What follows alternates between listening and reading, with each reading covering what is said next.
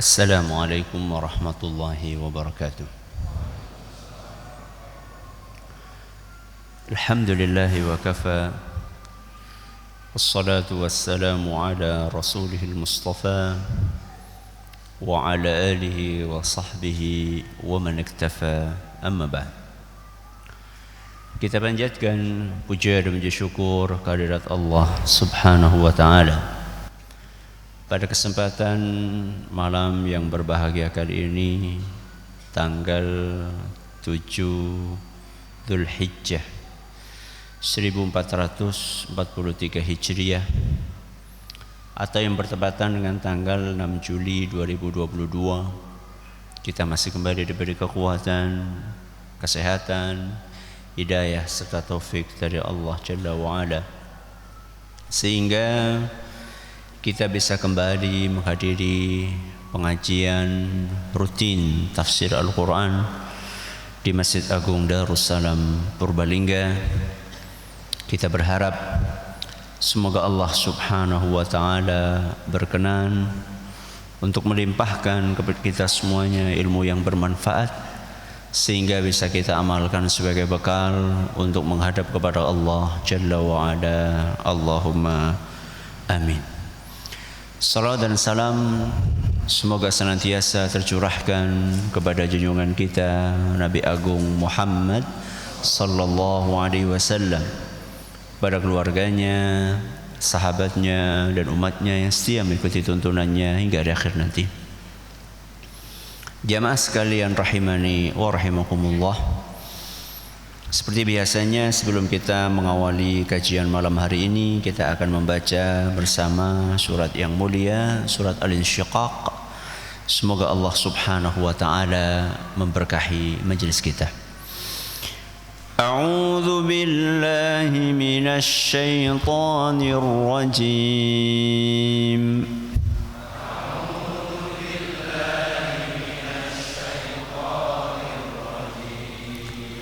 Bismillahirrahmanirrahim.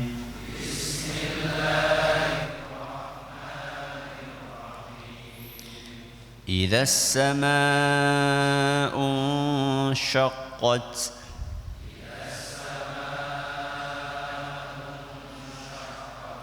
wa adhinat li rabbiha wa huqqat wa idzal ardu muddat wa alqat ma fiha wa takhallat wa adhinat li rabbiha wa huqqat. Ya ayyuhal insanu innaka kadihun ila rabbika kadhan famulaqih.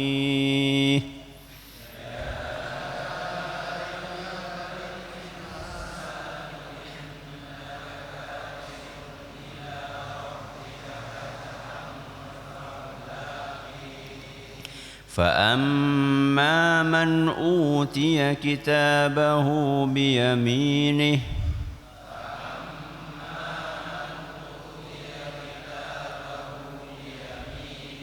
فسوف يحاسب حسابا يسيرا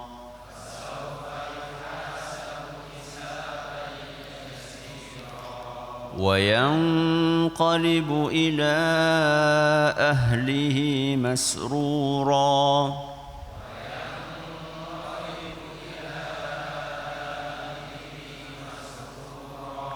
وأما من أوتي كتابه وراء ظهره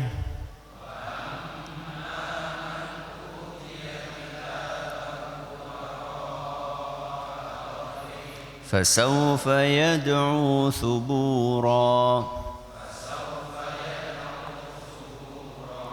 ويصلى سعيرا إنه كان في أهله مسرورا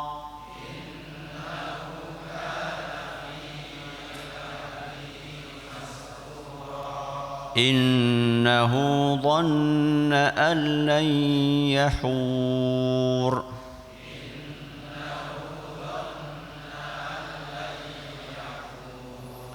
بلى إن ربه كان به بصيرا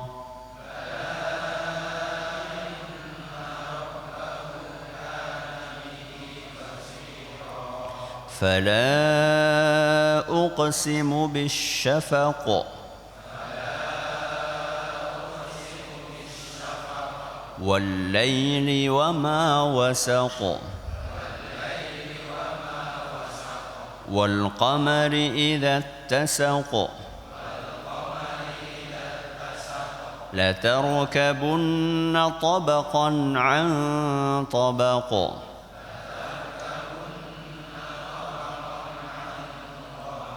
فما لهم لا يؤمنون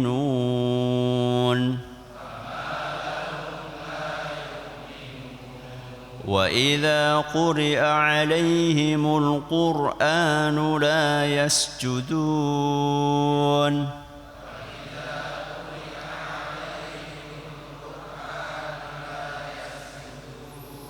بل الذين كفروا يكذبون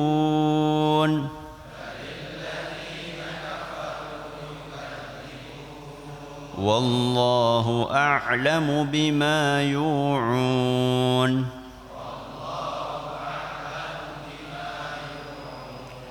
فبشرهم بعذاب أليم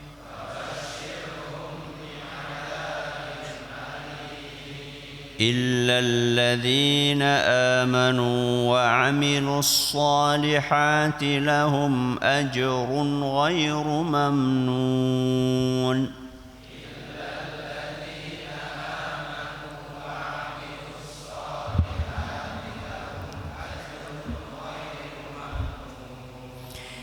Jamaah sekalian dan juga para pendengar serta pemirsa rahimani wa rahimakumullah.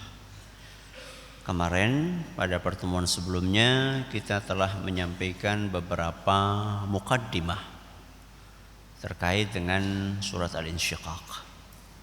Mulai dari namanya, keutamaannya, asbabun nuzulnya, makkiyah atau madaniyah dan yang lain-lainnya. Hari ini kita akan memasuki tema utama kita, yaitu tafsir surat Al-Insyiqaq. Namun seperti biasanya kita akan mengawali dengan tafsir global sebelum kita mengkaji ayat per ayat secara rinci, agar kita bisa mengetahui kandungannya terlebih dahulu secara umum, sehingga nanti ini akan menjadi pondasi bagi kita saat kita mempelajari secara rinci. Nah, sebelum kita membahas tentang tafsir global ini, kita perlu mengetahui bahwa surat Al-Insyiqaq ini punya tema. Dan tema dari surat Al-Insyiqaq ini tidak jauh dari ciri khas surat-surat makkiyah. Napa? Surat-surat makkiyah. Dan kita tahu surat Al-Insyiqaq adalah surat napa? Makkiyah. Yaitu surat yang diturunkan sebelum Rasulullah sallallahu alaihi wasallam hijrah ke Madinah. Nah, surat makkiyah ini punya ciri khas, yaitu fokusnya adalah penguatan akidah. Napa? Penguatan akidah. Karena banyak manusia-manusia yang baru masuk Islam. Orang-orang yang baru masuk Islam ini perlu dikuatkan apanya? Akidahnya. Jadi bukan di blow up, bukan diundang ke sana kemari, bukan. Orang baru masuk Islam itu diapakan? Dikuatkan akidahnya. Dengan cara apa? Dengan cara dipahamkan dengan prinsip-prinsip dasar dalam beragama. Dipahamkan apa? Prinsip-prinsip dasar dalam beragama. Nah, surat Al-Insyiqaq ini tema utamanya adalah membahas salah satu prinsip dasar beragama. Dan ini sudah kita singgung saat kajian tafsir 2 pekan yang lalu. Saat kita mengkaji prolog surat Al-Insyiqaq. Prinsip dasar beragama itu adalah patuh. Napa? Patuh. Patuh niku nggih manut. Manut niku nggih taat. Kepada siapa? Kepada Allah Azza wa Jalla. Kepatuhan kepada Allah itulah prinsip yang sedang dibangun lewat surat nopo? Al-Insyiqaq. Nek mlebu Islam, ketika masuk Islam itu kita harus patuh.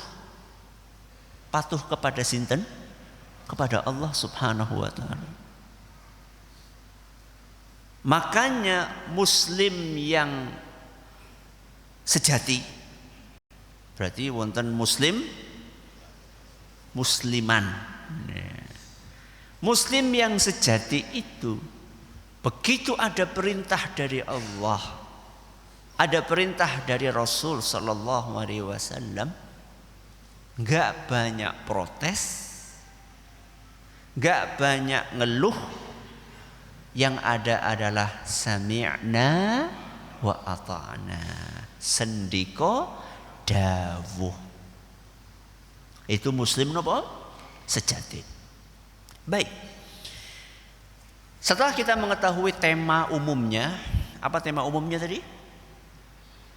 Menanamkan prinsip kepatuhan kepada sinten? Allah. Itu tema umumnya surat Al-Insyiqaq.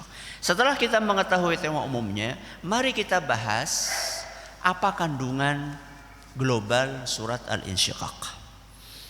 Secara global, kandungannya ada 3 poin. Ada berapa? 3 poin. Poin yang pertama ada di ayat 1 sampai 15. Poin pertama ada di ayat pinten? 1 sampai 15. Poin yang kedua ada di ayat 16 sampai 19. Pinten? 16 sampai 19. Sedangkan poin yang ketiga yang terakhir adalah ada di ayat 20 sampai ayat yang terakhir. Pinten ayat terakhir? Ayat 25. Coba diulangi, ada berapa kandungan? 3. Yang pertama dari ayat berapa? 1 sampai 15. Yang kedua 16 sampai 19. Yang ketiga 20 sampai 25. Mari kita bahas satu persatu. Kandungan umum yang pertama ayat berapa tadi? 1 sampai 15. Apa isinya? Isinya adalah pemaparan. Napa? Pemaparan berbagai kejadian di awal hari kiamat. Napa? Pemaparan berbagai kejadian di awal hari kiamat yang menunjukkan kepatuhan alam semesta. Yang menunjukkan kepatuhan alam semesta. Coba diulangi, apa yang pertama?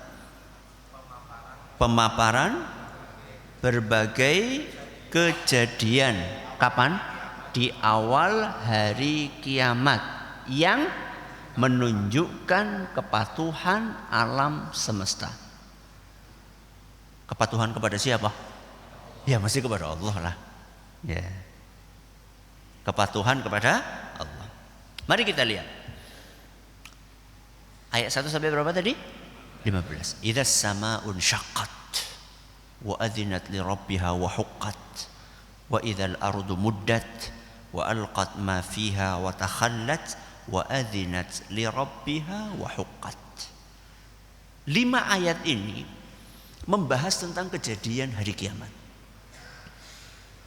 Apa yang terjadi di awal hari kiamat? Perubahan kondisi langit dan kondisi bumi. Langit dan bumi saat itu tidak normal. Tidak seperti yang sekarang kita lihat. Ayat 1 menggambarkan perubahan yang ada di langit. Idza samaa'un syaqqat. Saat itu langit akan pecah, akan terbelah. Ya.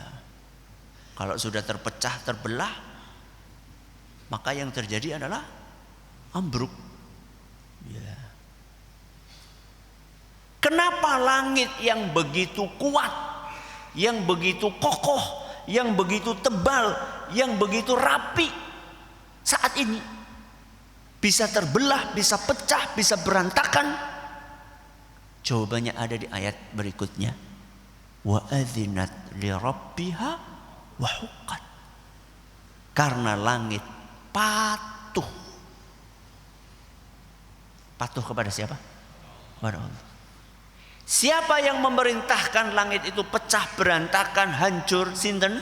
Allah. Maka langit pun patuh. Begitu pula yang dilakukan oleh bumi. Tadi bicara atas, sekarang bicara apa? Bawah. Wa idzal ardu muddat wa alqat ma fiha wa takhallat. Ketika bumi itu diluaskan, diratakan, dipanjangkan, dilebarkan, kemudian semua isinya dikeluarkan. Kenapa bumi begitu patuh kepada Allah Azza wa Jalla? Yang awalnya ukurannya sekian, kemudian dilebarkan. Yang awalnya semua isinya berada di dalam, disimpan rapi, kemudian dibongkar dan mau mengeluarkan apapun yang ada di dalamnya. Jawabannya, wa adzinat li rabbiha wa huqqat. Karena bumi patuh dengan perintah Allah yang memerintahkannya untuk berubah.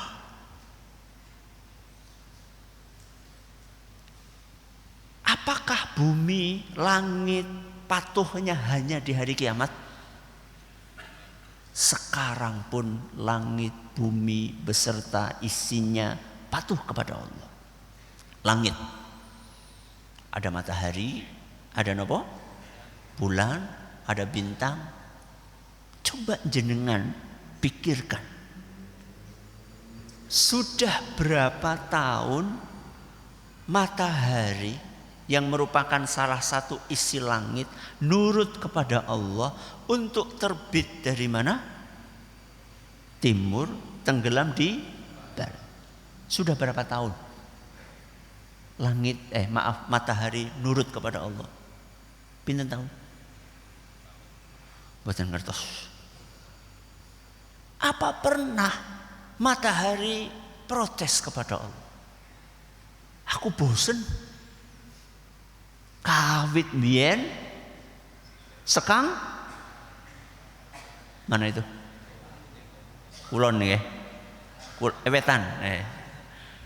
Aku nek bahasa Jawa mboten kobeng. Saking pundi? Wetan. Kenapa matahari enggak pernah protes? Aku pengen sekali-kali dari mana? Dari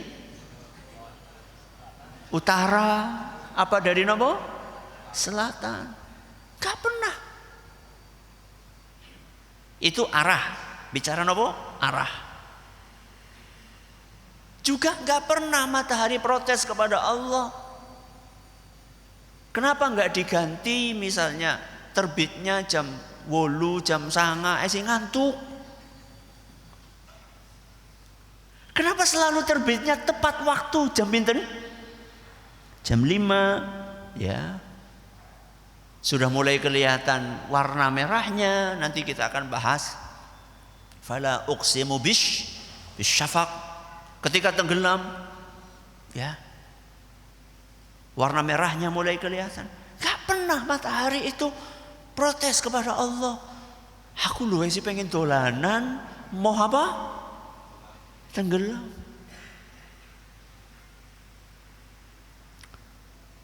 Bulan pun demikian. Disiplin bulan itu. Pertama kali muncul dalam bentuk yang kecil. Nanti lama-lama jadi bulan sabit, terus jadi separuh, pas tanggal 14, 15, 13, 14, 15 dalam bentuk apa? Bundar, bulan purnama. Tidak pernah bulan itu protes kepada Allah. Saya pengen apa? Muncul langsung besar. Itulah kepatuhan langit dan bumi kepada Allah Azza wa Jalla. Bukan hanya ketika hari kiamat, tapi juga ketika saat ini sebelum datangnya hari kiamat. Berarti yang biasanya enggak patuh sama Allah dari alam semesta niku sinten? Kulo kali jenengan. Konsolat protes. Nggih napa mboten? Nggih. Kontangi gasik esi ngantuk. Suruh bangun gasik masih ngantuk alasannya. Suruh berangkat ke masjid maghrib urung rampung golek bal-balan. Nggih napa mboten? Suruh pakai jilbab alasannya sumuk, panas. Hanya manusia. Bahkan gunung pun nurut kepada Allah Azza wa Jalla. Semut pun nurut kepada Allah. Semuanya nurut kepada Allah. Kecuali manusia. Kapan manusia akan patuh 100% kepada Allah? Kapan? Ketika datang hari kiamat. Gak ada di antara mereka yang bisa protes ketika dikeluarkan dari muka bumi, dari dalam bumi. Gak ada. Manut semuanya. Apakah kita akan nurut kepada Allah nunggu nek wis kiamat? Sesungguhnya kepatuhan kita saat ini akan berpengaruh kepada nasib kita di hari kiamat. Kita ulangi, sesungguhnya kepatuhan atau tidak patuhnya kita kepada Allah hari ini akan berpengaruh kepada nasib kita di hari kiamat. Makanya Allah Subhanahu wa taala setelah 5 ayat berbicara tentang kejadian hari kiamat yang menggambarkan bagaimana patuhnya langit dan bumi kepada Allah, Allah Subhanahu wa taala menceritakan tentang beragam manusia di hari kiamat. Yang mana beragamnya manusia di hari kiamat itu adalah potret dari perilaku mereka ketika di dunia. Allah Subhanahu wa taala melanjutkan firman-Nya, ya ayyuhal nas, ya ayyuhal insan, innaka kadihun ila rabbika kadahan famulaqi. Wahai para manusia, kalian semuanya sedang berjalan menuju kepada Allah. Kalian melakukan berbagai macam hal di muka bumi ini, yang baik maupun yang buruk, tapi semuanya akan menghadap kepada Allah. Yang soleh menghadap kepada Allah, yang tidak menghadap kepada Allah, yang rajin sholat menghadap kepada Allah, yang tidak mau sholat menghadap kepada Allah. Yang berbakti kepada orang tuanya akan menghadap kepada Allah. Yang tidak berbakti kepada orang tuanya akan menghadap kepada Allah. Yang memperhatikan pendidikan anak dan istrinya akan menghadap kepada Allah. Dan yang cuek dengan pendidikan anak dan istrinya pun akan menghadap kepada Allah Subhanahu wa ta'ala. Yang rajin membaca Al-Quran akan menghadap kepada Allah. Yang tidak pernah nyentuh Al-Quran akan menghadap kepada Allah. Bedanya apa? Bedanya fa'amma man utiya kitabahu biyaminihi. Bedanya orang-orang yang patuh kepada Allah Subhanahu wa ta'ala akan mendapatkan kehormatan menerima kitab catatan amalannya dengan tangan kanannya. Itu bedanya. Semuanya akan menghadap kepada Allah. Tapi yang membedakan adalah dengan tangan apa kita akan menerima kitab catatan amalan kita. Yang patuh nurut kepada Allah Subhanahu wa ta'ala ketika di dunianya, maka dia akan mendapatkan kehormatan untuk menerima kitab catatan amalannya dengan tangan kanannya. Fasawfa yuhasabu hisaban yasira wa yanqalibu ila ahlihi masrura. Akan mendapatkan kemudahan dalam proses hisabnya dan akan menemui keluarganya dengan perasaan bahagia. Capeknya kita, letihnya kita, perjuangan kita di dunia ini untuk sholat, untuk ngaji, untuk mempertahankan prinsip beragama. Walaupun ada cacian, walaupun ada makian, walaupun ada penolakan, walaupun ada fitnah, seluruh perjuangan kita tersebut akan berubah menjadi kebahagiaan. Kapan? Di hari kiamat. Ini baru bahas golongan yang pertama, yang manut. Maka Allah melanjutkan. Yang gak manut bagaimana? Yang gak manut Allah sampaikan di dalam Al-Quran. Wa amma man utiya kitabahu wara'a dhahrih. Yang gak nurut nanti di hari kiamat, ketika kaum mukminin mendapatkan kehormatan, dikasih kitab catatan amalannya dengan tangan kanan, maka orang-orang yang tidak nurut itu akan mendapatkan catatan kitab amalannya dengan tangan kiri lewat belakang. Tidak mendapatkan kehormatan untuk lihat langsung karena tidak pantas. Sudah dikasih peringatan ketika di dunia gak nurut. Bolak-balik dibacakan ayat Al-Quran, hadis Nabi SAW, ustadznya ngomong, khatibnya ngomong, kiainya ngomong, mubaliknya ngomong, semuanya ngomong, kasih nasihat sampai mulutnya berbusa-busa. Masuk telinga kanan, keluar telinga kanan. Asih mending nopo?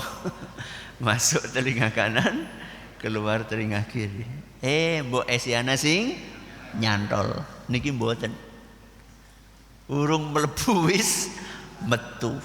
Naudzubillahi min dzalik.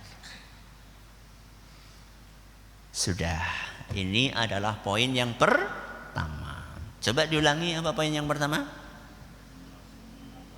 Pemaparan berbagai kejadian di awal hari kiamat yang menunjukkan kepatuhan alam semesta. Ayat pinten? 1 sampai 15. Mari kita pindah poin yang kedua. Ayat berapa tadi? 16 sampai 19. Apa isinya? Penjelasan bahwa manusia akan menjalani berbagai macam fase.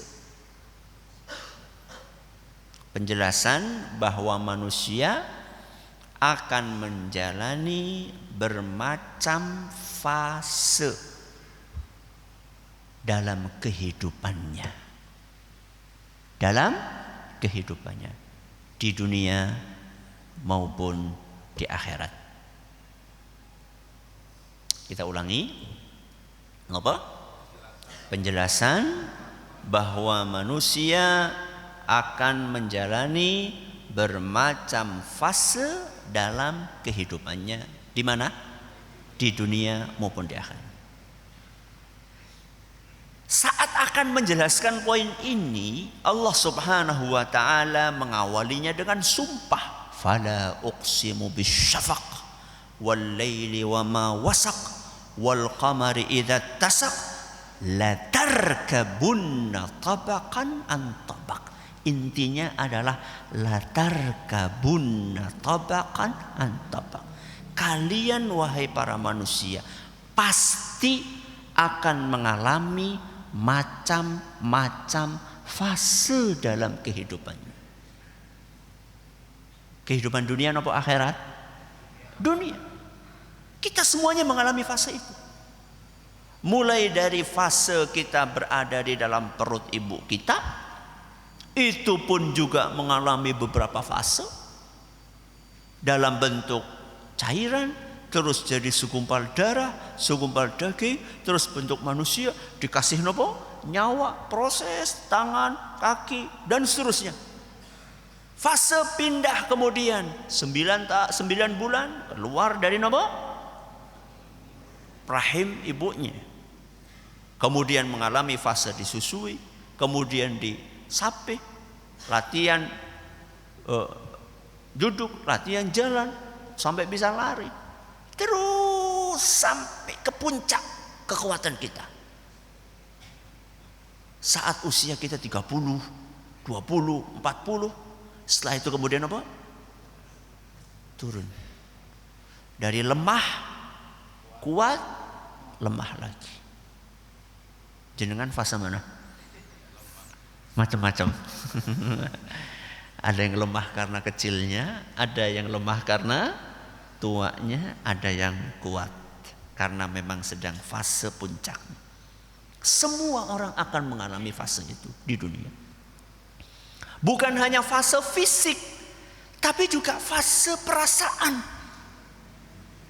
Ada saatnya kita mengalami fase senang, ada saatnya kita mengalami fase susah, ada saatnya kita tertawa, ada saatnya kita menangis. Ada saatnya kita sakit, ada saatnya kita sehat. Ada saatnya rezeki kita lancar, ada saatnya rezeki kita seret. Ada saatnya anak kita nurut, ada saatnya anak kita susah. Akeh susah ya pakai manut ya. Ya. Jangan jawab sendirilah. Itu fase di mana? Di dunia. Bukan hanya perasaan, bukan hanya fisik, termasuk tempat. Kita pindah-pindah tempat. Hari ini kita di sini, nanti merantau di sana, kemudian pindah lagi, apalagi yang kerjaannya harus di nopo? Dipindah-pindah. Hari di Papua, tahun depan di Aceh, besoknya lagi di Jawa, terakhir di kuburan. Berarti kita pindah kemana? Akhirat. Di akhirat pun kita akan mengalami fase-fase itu. Fase dibangkitkan dari nopo? Kuburan. Dibangkitkan dari kuburan, dikumpulkan di mana? Padang mahsyar. Padang mahsyar kemudian ada namanya penimbangan amalan. Penimbangan amalan ditentukan mana yang lebih berat, mana yang lebih ringan. Setelah itu kemudian disuruh jalan lewat nopo? Sirat. Ya. Apakah lancar begitu saja? Tergantung manut atau tidak manut. Kalau nggak manut ya jatuh. Tunggu nih. Nah, kecemplung sumur sih mending. Kecemplung neraka. Ya. Kemudian setelah lewat sirat, berhasil, selesai masuk surga? Enggak. Masih ada proses kisos antara kaum mukminin. Ini bukan beda lagi, ini bukan kisos yang sebelumnya. Kisos itu adalah balas-balasan. Ya, balas-balasan.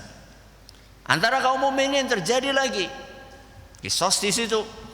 Setelah bersih semuanya, baru yang masuk surga, yang tadi masuk neraka masuk neraka. Yang masuk neraka pun nanti juga macam-macam. Ada yang masuk neraka padahal statusnya muslim, ada yang masuk neraka padahal statusnya kafir. Beda.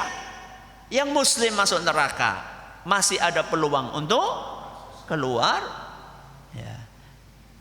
Sedangkan orang kafir yang masuk neraka akan kekal di dalamnya. Begitu kaum mukminin muslim yang masuk neraka dikeluarkan, wah wis Islam masuk neraka. Loh, wong Islam niku wonten mboten sing bebas salat. Ya gue calone gue. Ada nggak orang Islam yang nggak mau nutup aurat? What? Ya itu calon-calonnya, Dean. Begitu kaum muslimin sudah selesai semuanya, keluar dari neraka, maka saat itulah Allah Subhanahu wa taala mendatangkan kematian untuk dimatikan. Apa? Kematian dimatikan. Berarti enggak ada kematian setelah itu. Yang di surga akan menikmati terus kenikmatan di dalamnya tanpa merasa khawatir bakalan mati. Penduduk kekal neraka akan terus disiksa di dalamnya tanpa punya harapan siksaan itu akan habis saat kematian, karena kematian sudah mati. Itulah fase di mana? Di akhir. Dah selesai, tinggal yang terakhir. Napa? Ayat pinten? 20 sampai 25. Apa isinya? Ancaman. Napa? Ancaman bagi orang yang enggan beriman. Napa? Ancaman bagi orang yang enggan beriman. Allah berfirman, "Fama lahum la yu'minun." Ayat 20. Kenapa mereka enggak mau beriman? Padahal ayat sudah jelas, dalil-dalil sudah dipaparkan, sudah banyak yang mengingatkan, sudah banyak yang menasehati. Gak mau nurut kepada Allah, disuruh sujud gak mau sujud, disuruh salat gak mau salat. Wa idza quri'a alaihimul qur'anu la yasjudun. Disuruh salat gak mau salat, disuruh sujud gak mau sujud, disuruh berbakti kepada orang tua gak mau, disuruh nurut kepada aturan Allah gak mau. Balil ladzina kafaru yukadzibun, kerjaannya menolak ajaran Islam.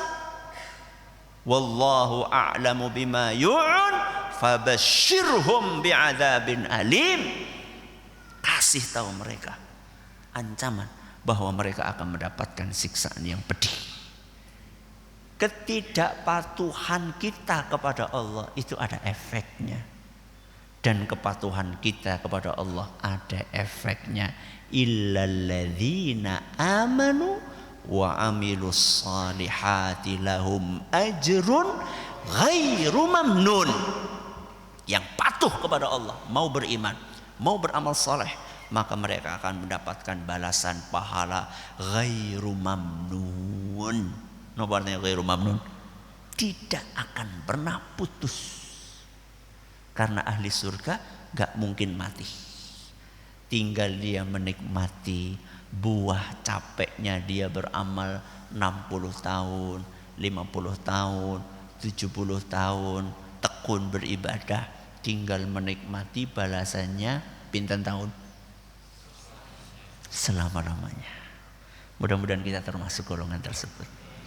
Selesai tafsir global surat Al-Insyiqaq.